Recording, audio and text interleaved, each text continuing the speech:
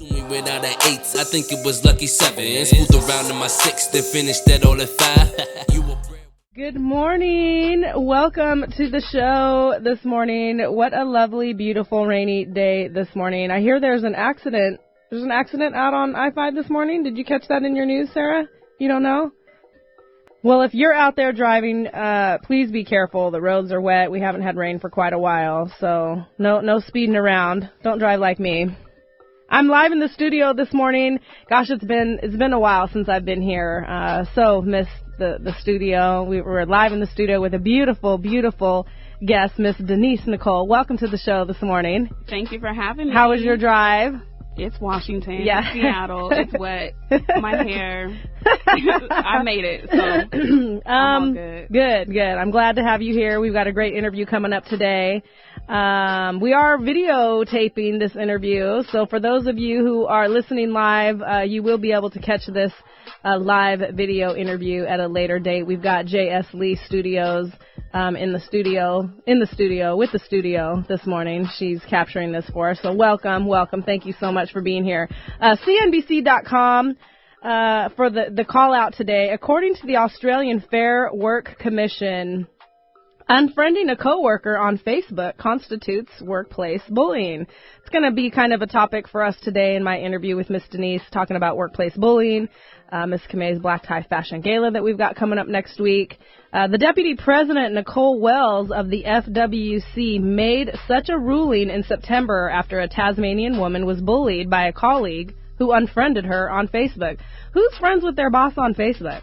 Well, I think it's actually unprofessional to be friends with your boss on Facebook, unless you're working like in a salon industry where it's social media is very popular. Yeah, I don't even think then. But I'm like, I don't think it's good to be friends with your boss on Facebook, and I just think that you should keep your personal and your professional separate. Right. Well, because what happened? Well, let me finish reading the facts about this particular case. This was only one of 18 allegations of harassment and unreasonable behavior that was made by a real estate agent, Rachel Roberts, against Lisa Bird, her coworker. Roberts accused Bird of purposely delaying work, damaging her reputation with clients, and treating her unfavorably. So only one of the allegations. It wasn't the only allegation, and it wasn't the allegation that the deputy president, found in favor. What's important here is the Deputy President, Nicole Wells. She determined that 8 of the allegations were substantiated and that Bird's continued behavior had caused a risk of health and safety for Roberts, who sought psychological treatment for work-related stress.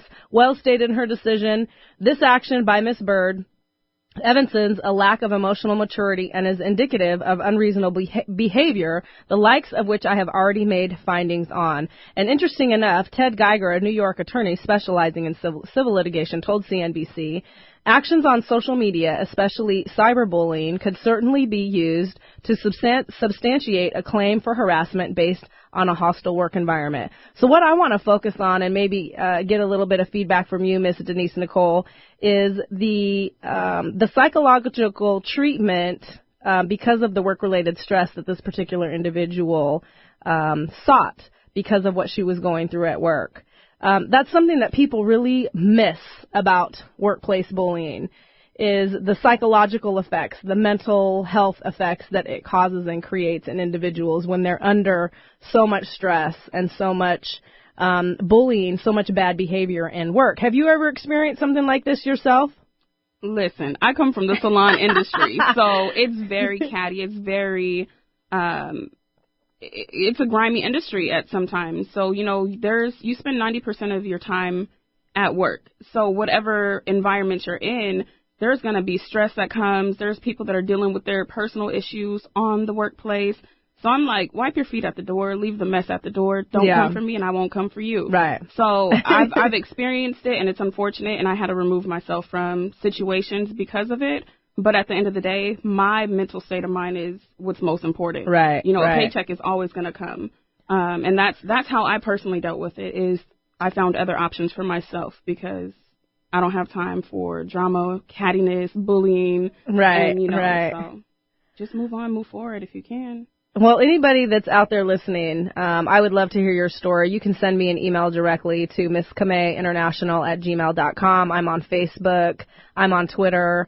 There are resources out there for people who are being bullied. There are things that you can do, even in the workplace, even in the environment that you're in. It's definitely not easy, but definitely we have resources that we can direct you to. So we're going to take a quick break. When we come back, we are going to get right into this interview with Miss Denise Nicole. We're going to talk about all things sparkly and flashy today. Thank you so much for joining us. You're listening to the Miss Camay Morning Show, brought to you by New Urban Unlimited, live on Alternative Talk, 1150 a.m.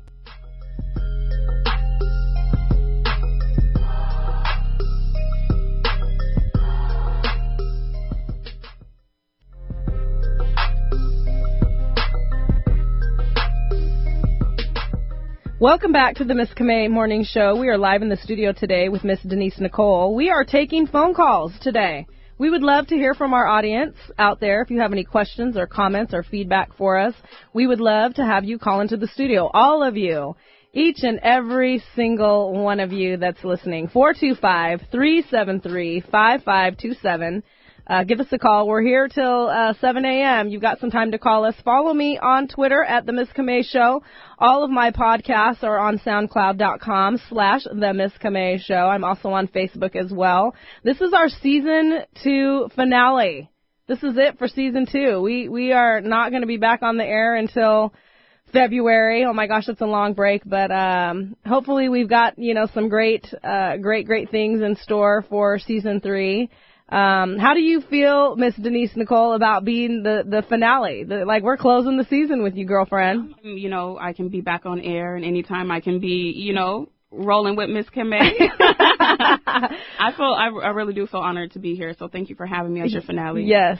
Well, anybody that knows the story or has listened to or watched any of our current content that we've put out, we've been apart for a while, right. And we connected in pageantry, and we were making moves and doing a lot of great things in other women's lives, and kind of took our friendship kind of took a turn in the other direction, and so we've spent about the last year cultivating and restoring our friendship.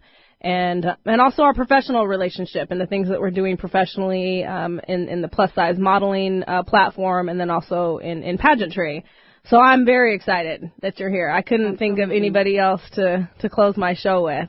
So tell us, who is Denise Nicole? I want to, talk about kind of, where things started for you, growing up. I want to touch on, the loss of your mother, because that is something that you and I share together. So tell us about that. Who's Denise Nicole? Well, first let me say Denise Nicole is a very ambitious young woman. I'm up early this morning. This is a daily grind for me, so I'm out here hitting the concrete trying to find exactly the definition of who Denise Nicole is. So that's a daily process. Yeah. I grow daily. I challenge myself daily. A lot of people, they'll come for you and say, oh, I've heard this about you. Mm-hmm. But, honey, I challenge myself daily, so your inbox may be outdated. You know what I mean? So I definitely encourage women to follow my journey. And if you have that positive question you want to ask me, feel free to inbox me or email me. All that negativity, I'm not for that. Yeah, yeah. Let's talk about I'm a mover and shaker. Yeah, yes, you are. Yes, you are. Nothing really ever holds you down, honestly. Right. Talk about the loss of your mom. How has that affected your life? If you want to share, a little bit of the details about that, fine. But how has that really affected your life? You lost her when you were how old? It was a week after my 18th birthday when I lost my mother. And one thing that drives me to this day is my mother made me make her a promise. And that promise was to become somebody. And so for years I've been like, okay, well, what does she mean, become somebody? Those are big words to fill. Yeah. And I want to make her proud, even though she's not here with me in the physical. But when she passed away, it was unexpected. I received a phone call that she went into cardiac arrest, and the paramedics were unsuccessful in retrieving her. And so in that moment, I realized I only have one option, and that's to survive, because she was no longer on this earth to pull me back up. If I fall, there's nobody that's going to pick me back up. Yeah. And so in that same day, I went to school. I kept, working. I did everything like she trained me to do. She trained me to be an individual and independent. And from a young age, she always told me, when I leave this earth, God is going to be your father and your mother. So keep your foundation. And so that's exactly what I did. And so her death, this is going into the 12th year of her passing. So every single day I honor her by being the best mother that I know how to be, by being the best woman that I know how to be. And so she's very much what drives me on a daily. Yeah. What other, mother figures, quote, and I quote mother figure, right, because there are other women in your life who can be an example of a woman to you. Right. Losing your mom so young at 18. Along the journey of your life, who have been some of those women who have been that figure or that example to you? My first lady, Ornika Shaw, she basically came in right on time. She's a godsend because she picked up right where my mother left off. BJ Boyer, who I went to cosmetology school at her school, BJ's Beauty and Barber College. She not only is like one of my biggest supporters back then, but even currently through pageantry, she was one of my biggest sponsors. Yeah. One of my mentors, Fatima Jean, she just passed away in December. And so there's little things that she taught me about life that on a daily basis I hear her in my head. If I'm doing something, she'd be like, now, Denise. And so there's Nancy Warren. I can go on and on about people that have really changed my life. You were a big inspiration for me in pageantry because you showed me a genre that I didn't know about, which is pageantry. And I remember traveling to nationals without family support, and you were that family support that I had there. So that's something that I'll always be grateful for. Yeah, that was a lot of fun. It was a lot of fun. Late nights with Miss Lee Allen and Cassandra Gaddis at the Waffle House? Yes. Every night, after the pageant was over, that's where we were. It was the only 24-hour place and open. Right across the street, right. right, and good food, good Southern food. Yeah. Becoming a teen mother. That's something that you talk about. It was actually your platform in pageantry. Right. So talk to our audience about that. So my mother passed away in March, and I found out in May that I was pregnant with my daughter. So I went instantly from being the baby of a family to the head of a household. So that was really traumatic for me. There are certain things that as a teenager that you need your mother for. Yeah. And that was the number one thing I needed her for. But, again, my first lady, Ornika Shaw, she really paved the way for me. CareNet is what their name is now. They really were a guidance for me. I got parenting classes.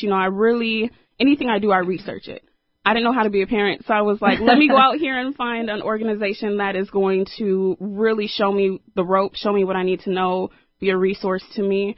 And I chose them as my platform because it was 10 years since they helped me, and it was 10 years later that I got into pageantry, and we did a fundraiser together, and we raised funds, and I was able to give that money back to them because I'm like, there's no way that, somebody's going to invest in you and you not invest back in them. Right, of course. So that was really important to me. So how important is that message for you to share with other women? Because obviously there are women in the world who become teen mothers themselves. So why is that important for you to share? Well, it's important to me because being a senior in high school when I found out I was pregnant, I was the ASB president. I was a youth council member for the city of Lakewood. So I had a lot of responsibilities. And I remember women that I valued their opinion so much when I told them I was pregnant, they were like, you just ruined your life. Your life is over. And had I been the average teenager, I probably would have took that and ran with it. But I did the opposite. And I definitely was like, okay, well, thank you for fueling my fire. I'm going to go out here and I'm going to make it. And I'm going to come back and I'm going to show you what's really good. I'm going to show you the woman that my mother raised me to be. Right. You don't run from your responsibilities. You stand up and you walk in your destiny and you handle your business. And I'm thriving, so my children are thriving. So. Well, keeping on. Yes. Later on in the show, we will be sharing your contact information and how people can connect with you, because I think it's important us as women that we are a resource for other women, especially other women who are challenged with things that we have been challenged with. And not that our journey was the only journey, or not that our choices and decisions were the only choices and decisions, but those can be shared with other women and used as guidelines for them and on their journey to where they're going and where they're trying to be in the greatness that they're walking. So make sure you stay tuned and listen to how you can connect with Miss Denise Nicole. She's doing great things out in the community. We're going to talk more to her when we come back. We're going to take a quick break. Don't go anywhere. You're listening to the Miss Camay Morning Show live on Alternative Talk, 1150 a.m.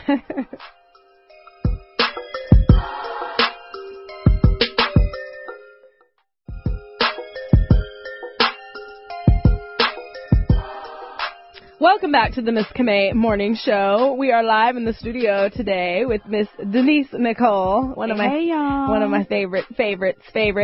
We're taking calls today. We'd love to hear from you. 425-373-5527. Give us a call. We're live in the studio. We want to chat with you.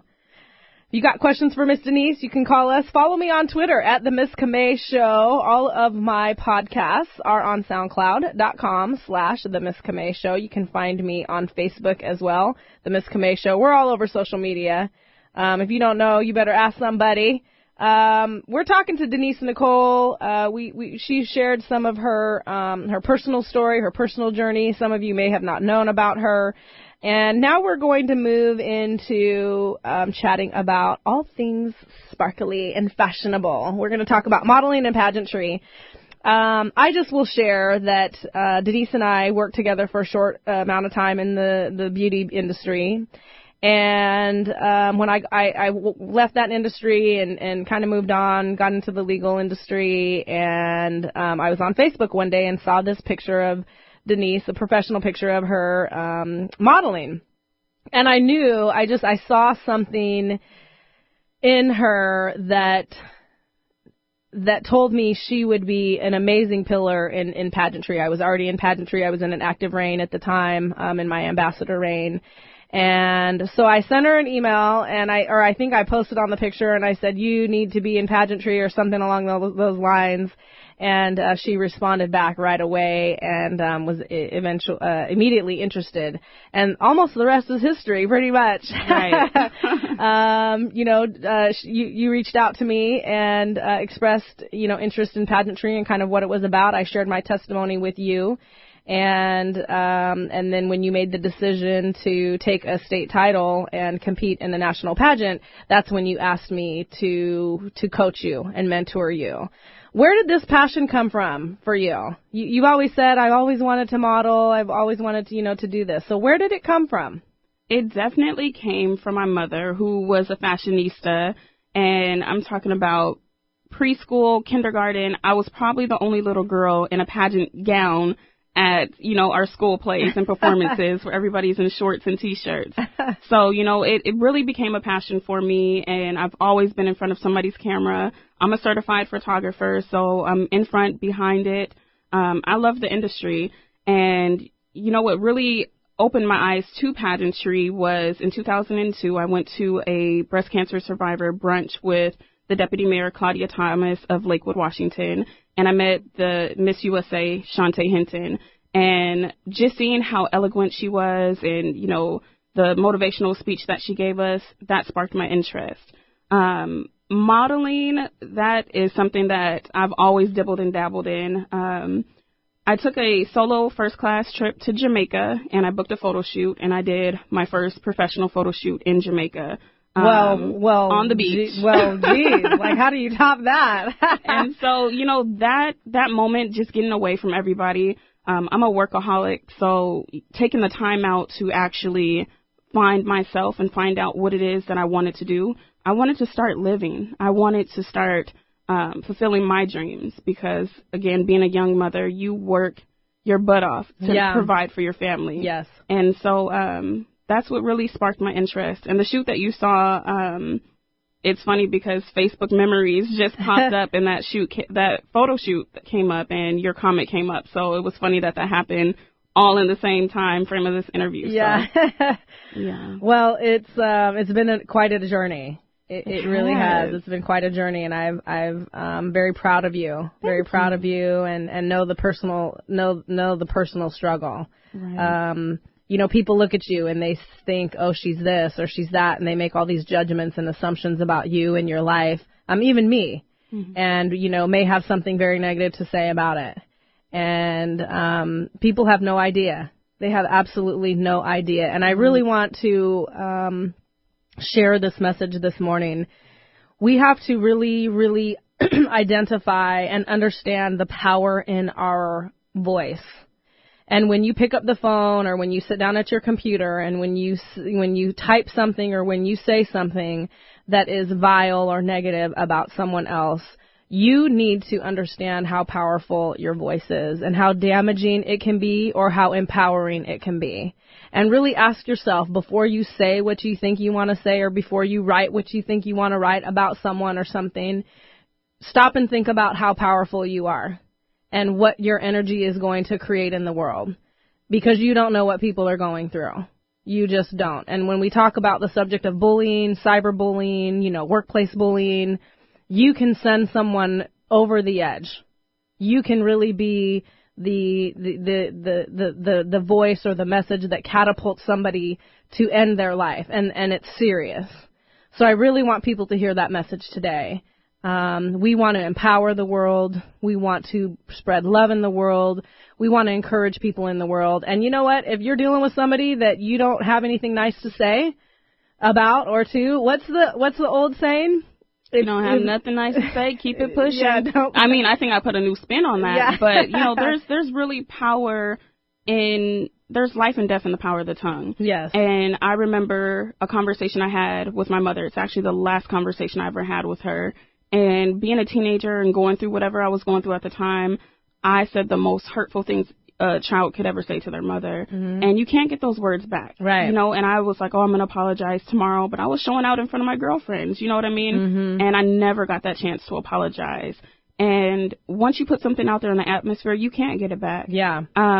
There's been times where I've been in my feelings and I posted something very detrimental to my character and somebody else's character. Mm-hmm, mm-hmm. And that's something that I had to live with. But like I said, I grow daily. And that's something that from that moment, even now when people are coming for me for whatever reason, I find myself wanting to blast them. Right. But then I'm like, I'm not focused on you. I'm focused on the people that are motivated by me and how that relationship can be tainted from what I'm about to say to you. Yeah. And so I've come a long way because the Denise that people knew 10, 15 years ago, she has laid to rest. She's still in there. She's in there. But, I try not to let people's negativity get to me because, like you said, life is short. Since December, I've had somebody that I care about pass away every single month. We're now in October. That's 11 months of tragedy for me. So when I'm like, life is too short to focus on the negative, I absolutely mean that. I'm not here for it. I'm not cut for it. I'm moving to bigger and better. Right. If you want to join me, come on. But if I'll turn my cheek in a heartbeat. Yeah. Miss me with all the mess. Yes. Why, modeling versus pageantry, what's the difference for you? There's a huge difference. Modeling to me is more of a career. It's more exposure. Pageantry is something that I did for my community. Pageantry gave me a platform to continue my community service. Modeling versus pageantry, one is paid, one is unpaid. So at the end of the day, it's totally different, but your work ethic is the same. Yeah. You show up. Yeah, that's a very important point. Very important. In pageantry, you present yourself. Right. You present yourself in interview. You present yourself on stage. You present yourself with on-stage question. You're a public figure, so you're out in the community. You've got a platform, that gives you the ability to be active in your community, get out in the community. As you shared with the title holder that you met before your pageant journey, and the speech that she gave and how empowering it was. Modeling is you're a pretty hanger. Right. You're hanger. really representing somebody's brand. For me, modeling is a profession, so I'm representing not only that person's brand, but Denise Nicole as a brand as well. And it's about being a professional, whether you are a model or in the pageant industry. And it's all about how far you want to go in either industry. And so I'm trying to go to the top, baby. You have recently been doing a lot of work with Zulily. Yes, Zulily, and the kids also have started to step on that platform. Your daughter Charisma Swan, and now your son Kingston. Yes. And so share that success with our audience. Talk about that. So I'm all about networking on social media, building. I have a Model Mayhem, and your presence in the cyber world is very important, and keeping your photos up to date. The stuff that you're posting on Facebook, people have contacted me for modeling. People have contacted me for public speaking. But Zulily, when they contacted me, I was like, okay, this is something different, Yeah. And so it's an honor to work with them. Some people may consider it small, but anything I do, I try to give 120% to. And not only am I doing it, but my children are doing it as well. They are motivated by me, and so I'm like, if I'm thriving, we're all thriving. If I'm winning, we're all winning. So shout out to Zulily.com for embracing Denise Nicole. Yeah, and the plus size side of it as well. Yeah, let's not forget about that. This is not mainstream modeling that you're doing with Zulily. This is plus size modeling that you're doing with them. So major shout out to Zulily.com for plus size fashionable wear. Yes, for partnering with the movement. Right. And really getting involved and highlighting that. It's major accomplishment in the plus size industry, whether it's pageantry or modeling. So congratulations on that. That's a huge accomplishment. You. Yeah, great. I mean, you're being such an example to your children. Although your son can't talk right now, but yeah, when he sees those little pictures of him and his cute little self. Thank you. Yeah, so congratulations. We're going to take a quick break. Don't forget, we've got Miss Camay's Favorite Thing giveaway coming up on the show. You've got to be tuned in live. You've got to call me today. I'm going to make you call me. No more online, none of this online stuff. You got to call us today. We're going to take a quick break. When we come back, we will talk a little bit more to Miss Denise Nicole and about her pageantry coaching. When we come back, you're listening to the Miss Camay Morning Show, brought to you by New Urban Unlimited, live on Alternative Talk, 1150 a.m.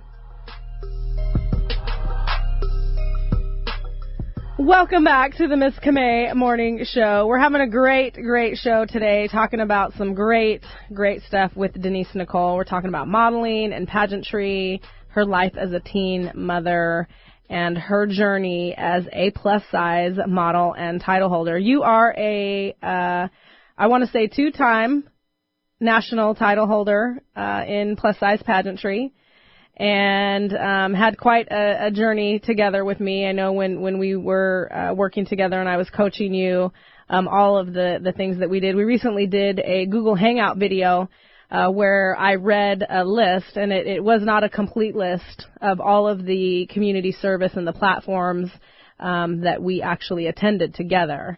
And although the list was not complete, it was still very long. You are a Presidential Volunteer Service Award winner, as I am myself. So talk about that a little. Let's start there, because I want to talk, about pageantry and, coaching and how coaching was beneficial for you, and not just about winning a title, okay? Right. But in 2013, you were awarded the Presidential Service Award, a Volunteer Service Award, as myself was as well. So what was that like for you? So really, the Presidential Volunteer Service Award comes from community service. I was a high school dropout, so when I went back to high school, I went to an alternative high school where they really promoted community service and being active in your community. So from high school all the way until current day, I'm all about volunteerism and how can I give back to my community? How can we go out here and not just strive for ourselves, but go back and get somebody else to come up with us? When I won bronze, silver, and gold. And so that's for the years of service that you've done. You can go all the way to a lifetime. do a lot. So I'm like keeping up and logging those hours. It's a lot of work. Yeah, so yeah. I'm pretty sure I qualify for a lifetime. Yeah. But I'm not doing it for the honor. I'm doing it because I love my community. If I was doing anything else, I would be in politics. You know what I mean? Right. Because I love making a difference and I love changing the world around me. Yeah. The guidance that you received about pageantry, and, you know, as you shared when you traveled to nationals, you know, I was there with you, and the preparation that we did together happened way before April of that year. Right. So, did you really know anything about the journey you were embarking on at the time? Absolutely not. And when you reached out to me, you know, I did research on pageantry, and I remember emailing you back like, yes, this is what I want to do, but you have to show me how, like, you know, because you've already walked it. You already won a title. So I was like, when I wanted to be in pageantry back in the day, I didn't see curvy girls, you know, wearing crowns and sashes. You know what I mean? So I was like, really, can you take me under your wing and show me? So you guided me through a lot because I was like, okay, well, how does this look? How do I walk like this? You know what I mean? Yeah. And I watched a lot of videos of competitions and women that were competing. So it's a lot of research that goes into it. A lot of time. Yes. Yeah. Despite winning the national titles that you won, how did coaching with me affect your life in general? I think it really helped because I am absolutely a head down type of grind type of girl. So you made me slow down and really open up to you. And that's something that I don't necessarily like to do because, you know, being women are catty, women are feisty. And it took a while for me to open up to you, but you were somebody that I felt safe doing that with. Mm-hmm. You really paved the way because I remember us going out and you'd be like, oh, by the way, I have prepared a runway for you. So I know we're at the mall, but get on stage at the Macy's event and walk it out. So you really set up opportunities for me to get out there. And we were at so many events and all of that was leading towards getting me ready for nationals. Right, of course. Well, I knew you needed to do it. Right. Break out that box. Yeah, I knew you needed to do it for sure. You know, talk about competition and preparing you. Mm-hmm. Let's talk about the CoverGirl competition that you competed in. Lord. Yeah, I had gone through not in the same system, but I'd gone through a CoverGirl competition in pageantry as well. And it was tragic for me. It was definitely not a good experience. And there were other dynamics, I will say, and please quote me on this. There were other dynamics that played a role in my CoverGirl competition. But talk about that with us, because that's something that we kind of laugh about now, but at the time it wasn't very, very funny to you. So talk about that. So for me, when I decided to make an investment in myself, and join pageantry, I was like, I'm doing everything. I'm doing CoverGirl. I'm doing a talent. I don't have no talent. I'm doing everything. And so CoverGirl, I put a lot of work into it, a lot of promoting myself. And, of course, who wouldn't want to be on a national program? So it was something that I took pride in. Yeah. But the night before the competition wrapped, I was like, I feel sick. Like, I spent way too much time on this CoverGirl promotion, you know, and so I went to bed and I woke up and I got first runner-up. So I was like hurt. I was like, oh my gosh, like, I didn't win. And you were like reassuring, like, hey, don't lose sight of what your main focus is. Right. And so I really had to shift my train of thinking and realize you're going for a job interview. You want to be a national queen. That's what the goal is. Right. CoverGirl would have been a bonus. Yeah. But you know what I mean? Well, you're on the cover of the Miss Camay show today, so I made my cover. Yeah. That you made your cover. Right. Yeah. So it is and what you didn't it have is. to compete online for that either. No. It's all good. What did you learn from that experience? I definitely learned that it doesn't make or break you.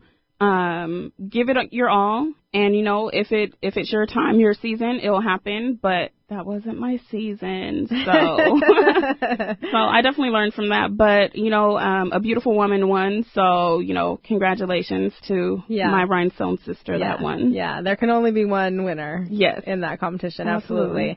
I want to give away one of Miss Camay's favorite things on the show. We're going to take a break. And so the first caller that calls us during the break is going to win an autographed copy of the anthology that I wrote in and contributed to, Family Ties, What Binds Us and Tears Us Apart. My chapter in that book is titled This Diamond from the Rough, and I talk about my pageant journey in that book. I want to explain a little bit about an anthology because there has been a little bit of controversy lately regarding the anthology that I wrote in. An anthology is a book that is compiled by one author, and the compiler actually brings together a certain number of people around the country, anywhere between 25 and 30 people that are authors themselves that can contribute to the topic of the particular anthology that the compiler decides on. And so our particular compiler for Family Ties was Ms. Michelle Wood, and she wanted us to write about our family and the ties that bind us and tear us apart. And so I, along with 25 other authors, we all co-authored the anthology, and we all shared our personal story in a 1,500-word chapter, and that's what completed the book. And the book launched in December of last year, on December 6th, and it launched on Amazon.com, and it hit the international bestsellers list, I think 42 minutes into the launch. So for anybody listening who wasn't particularly clear about an anthology or didn't have the correct information, that is actually the book that you will be receiving. It will be autographed by myself directly to you. Give me a call, 425-373-5527 during the break. We're going to take a break. We're going to come back. We're going to learn how we can connect with the beautiful Miss Denise Nicole. You're listening to the Miss Camay Morning Show, brought to you by New Urban Unlimited, live on Alternative Talk, 1150 a.m.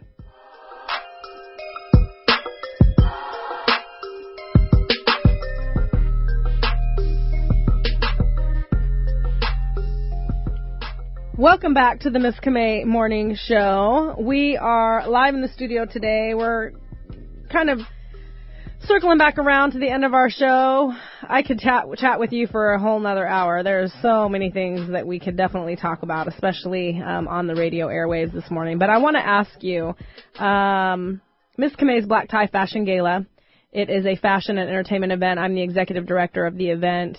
I've partnered with Marcrae Thibodeau, who is the founder, CEO of newshine.org, and her and I have come together to break the silence around workplace bullying based off of my personal experience of being bullied in the workplace. Why do you want to participate in that event? What is it about the event that really captured your commitment? First and foremost, I respect what you're doing in the industry by bringing awareness to workplace bullying, whether it be a personal testimony or whether somebody have seen workplace bullying taking place and have been silent about it. Because, again, our voices are very important. And so coming to the Seattle area, you're bringing light to an industry that doesn't get a lot of shine here in the Northwest, which is plus-size fashion. That definitely is one of my platforms. I'm honored that I'm able to model in that show. I'm honored that I'm able to support you in your endeavors to break the silence around workplace bullying. So it was very important for me to come out to the casting and, you know, go through the casting just like everybody else, you know what I mean? And so I'm really excited for next Friday. Yeah, next Friday. So, yeah, it's right around the corner. Yeah. What is one thing that our guests are going to see when they see you on the runway at this event? You're definitely going to see drive, passion. I'm a very closed person, but when I'm on stage, you know, it's a different side of me that you'll get to see, and it's fun. And, you know, I love what I do. I love the runway. I love murdering the runway, you know, so I leave it all out there. But it's the one talent that I do have is, you know, entertaining on the runway. So Well, in our all of our endeavors, and pageantry really pushed us into modeling, and that's really how it started. Right. Was it really began in pageantry and moved into the platform of modeling. We've always been the dynamic duo. Right. In fact, we've had people here locally that know us in Seattle and the surrounding area want us together. Yes. So talk about that a little bit. So, because there was a time, and I don't mean to interrupt you, because there was a time when our personal relationship was not strong, but our professional relationship was prevailing over that because of our professional commitments and who we are as professional businesswomen. So there, in fact, was a time when our personal friendship was challenged, and we walked in a fashion show together, and you were the opener. You opened it, you set it off, and then I had to close it down. Right. So talk about that. So, with all the work that we do together, people always wanted to book us together. And that's cool. When we fell out and went our separate ways, personally, the professional side, you're not going to quit a job because you're having an issue with somebody on your workplace. Right. You know what I mean? Like, at the end of the day, this is our livelihood. This is our names that are on the line. So when we showed up, we've walked in parades together. We were on, fashion shows together. Yeah. And nobody ever knew the dynamic of the fallout because we showed up and we were professional. And, like you've often said in law, they start with the strongest and finish with a strong person. So, and it's been vice versa where people are like, hey, you're here, but she's not here. And so even during our separation, I think I had to build a name for myself because I never want people to be like, oh, well, you're living in somebody's shadow. No, I was prepared for pageantry through her coaching. Yes. And I definitely recommend that to women who are looking into pageantry. Definitely invest in a coach because they are definitely going to show you the ropes. And that coaching prepared me to show up for modeling, how to pack my kit, how to be ready, how to show up, makeup in hand, because sometimes hair and makeup gets backed up. So, the coaching definitely opened my eyes to a different industry, and it definitely helped tailor my modeling resume as well. We had a lot of fun. We did. Yeah, and even when our, personal relationship was challenged, we still showed mad love to each other. Right. We still showed up, and, the chemistry between us, and our working relationship together was... there's just no comparison. I haven't seen, two women in the Seattle area really come together like that. And as you said, in a time of a personal challenge, we still set it off. Right. You and I, when we did go to nationals in 2013, there was another Washington State woman, Miss Lisa McFall, who was competing in pageantry as well and won a title as well. And we spent time with her. And mentoring her and coaching her and making appearances with her. And so we came back to Washington State claiming the Washington State Trilogy, which had never been done before. So my next and final question to you is you were coached. Right. You had a coach in pageantry. And not only was this, this coach who was myself, not only was I coaching you in pageantry and how to compete and how to present yourself, but I was also pouring into your life as a woman. Right. And the virtues of being a woman and the virtues of being a professional woman and a businesswoman. So how did that coaching, your coaching, somebody coaching you, how did that help you pour into and coach other women? Because you did support your sister queen.